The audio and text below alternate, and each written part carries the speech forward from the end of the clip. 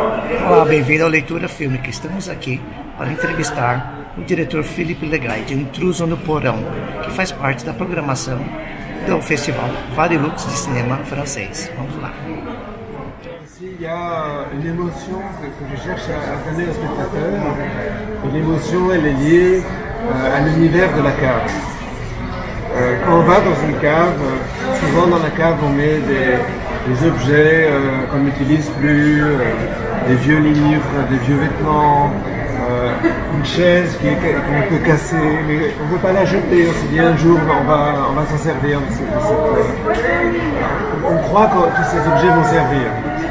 Et là, cette cave, elle est dans le noir, on entend les bruits de la rue, on entend les bruits de l'eau qui coule dans les tuyaux. Et donc il y a tout un univers émotionnel, pour moi est très fort et qui est lié à l'angoisse, qui est lié aussi à l'enfance.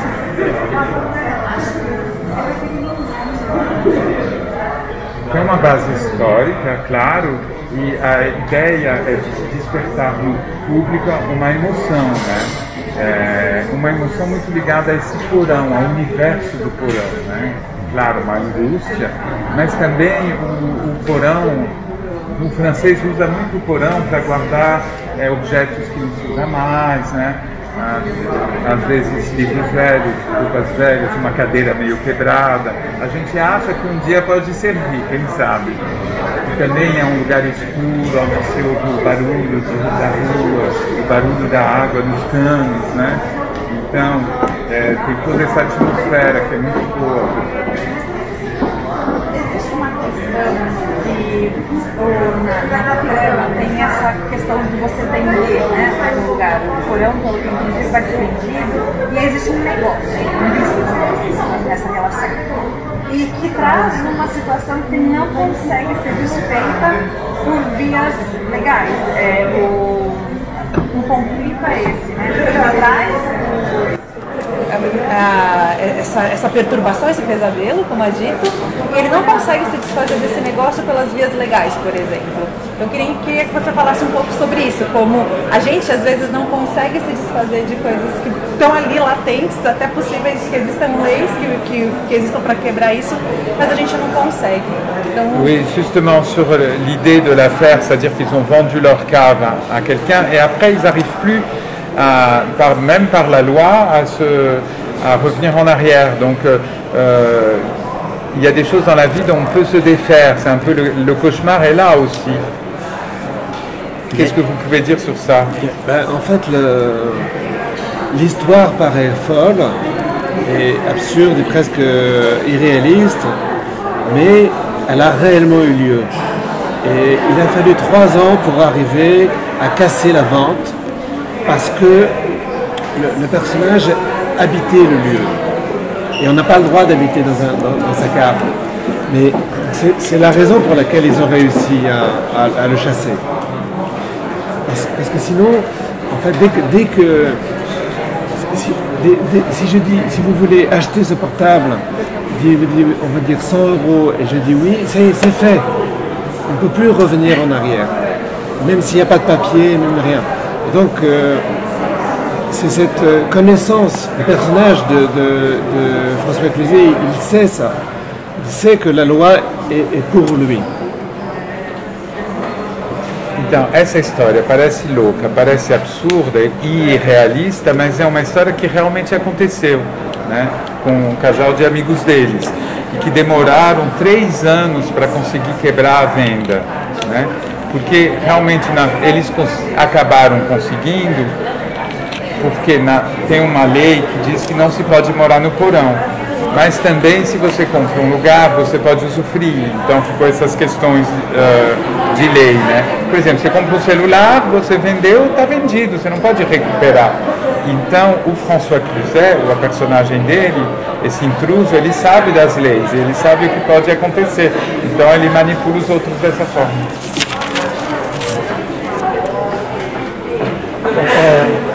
O filme não tem nem herói nem vilão. No começo a gente pensa que o Sr. Fonzi, o personagem do François Cluzet, é antissemita, quer dizer, ele é antissemita, ele é um racista, mas também os outros personagens, o casal, o irmão do Simon, também do Simon, agem muito agressivamente contra ele, né? Até ultrapassando as barreiras da civilidade.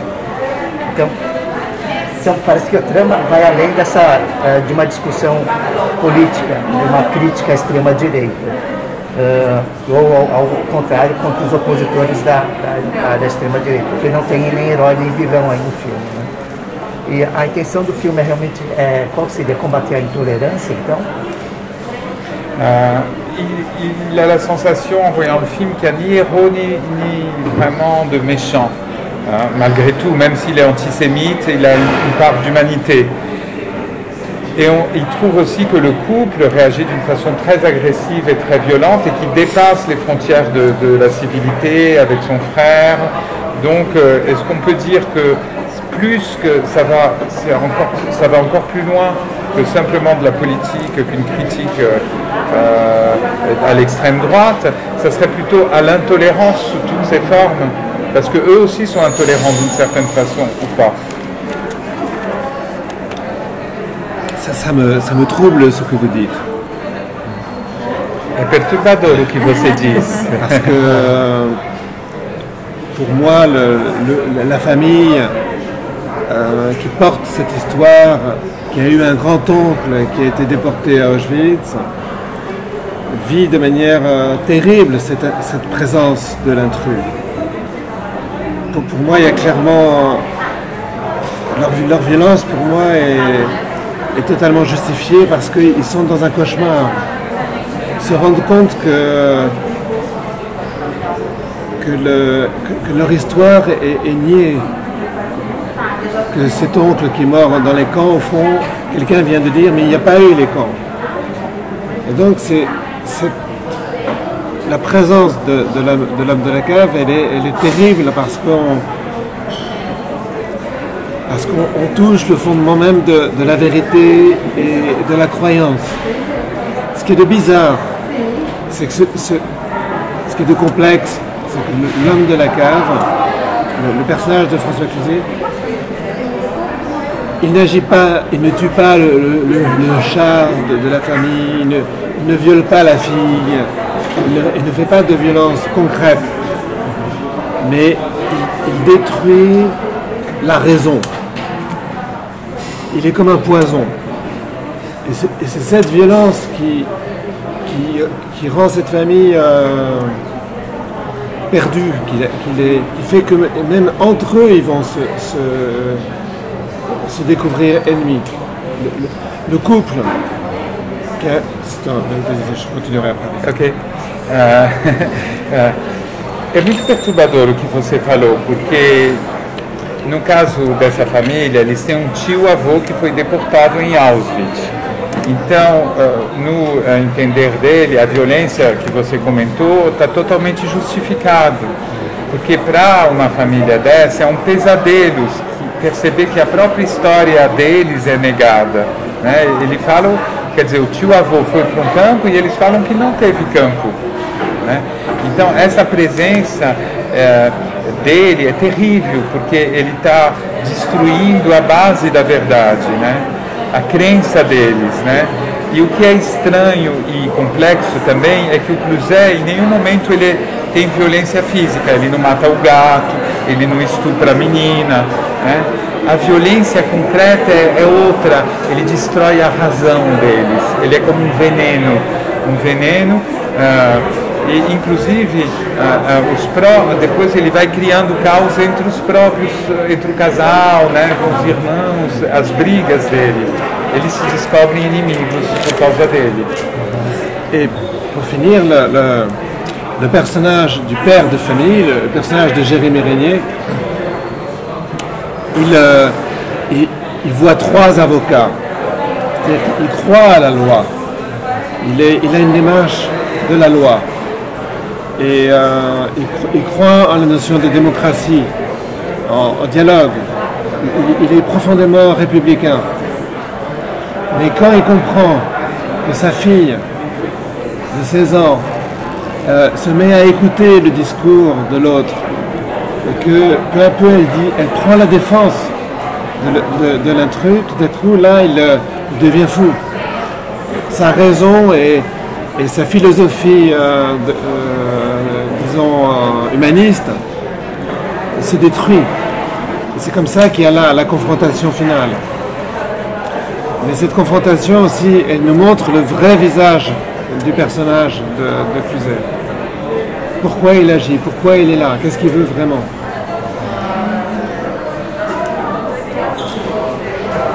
Então, o personagem do Jérémy Renier, né, ele é uma pessoa muito próxima à lei. Ele acredita na lei, na democracia, no diálogo, ele é republicano. Então, ele é um personagem, assim, vamos dizer, comportado até o momento em que o Cluzet começa a convencer a menina de 16 anos e a meio que, né, fazer uma lavagem cerebral, ela começa a defender ele. E aí ele perde completamente a razão, a filosofia dele se destrói, né? E isso que vai levar ao embate, ao confronto final, né? Onde a gente vê realmente o verdadeiro rosto do François, né? A máscara cai e a gente descobre o porquê, né? Ele é assim. O trabalho do François Cluzet é maravilhoso porque ele consegue passar essa ideia de dualidade, que a gente não fica sabendo, como não é uma violência física, é um outro tipo de vilão, é um vilão psicológico. Il dit que vraiment le jeu de François Cluzet est incroyable parce qu'il transmet cette dualité, cette ambiguïté et donne un côté humain. C'est la séduction du mal, la séduction d'un discours qui vous enveloppe, qui dit mais après tout, est-ce qu'on sait vraiment la vérité? Est-ce qu'on sait tout? Non. Les historiens, tous les grands historiens, ils commencent par dire il faut réfléchir, il faut chercher des preuves, se poser des questions. Sauf que, parce qu'ils cherchent une vérité plus forte, plus vraie, si on peut dire. Mais le personnage de François Cluzet, il ne cherche pas la vérité, il cherche à détruire la vérité, en posant, soi-disant, des questions. C'est ça le langage qui est terrible, que j'ai essayé de montrer. Então, tem essa sedução do mal, né? A sedução que ele quer semear, de certa forma, a dúvida nas pessoas, né? E ele usa como argumento de que a história pode ser questionada mesmo. Aliás, todos os historiadores sempre falam que é preciso questionar e achar provas. Então, ele usa disso, mas não em prol da verdade. O que ele não quer mostrar a verdade. O que ele quer é destruir a verdade, né? Destruir a verdade, e é isso que ele quis mostrar através da linguagem dele. É extremamente atual, é impossível a gente dissociar o filme do espírito do tempo, né? Porque a gente consegue ver, e aí, falando politicamente, eu sei que muito, embora não seja essa a proposta, a gente não fazer qualquer tipo de associação. Né?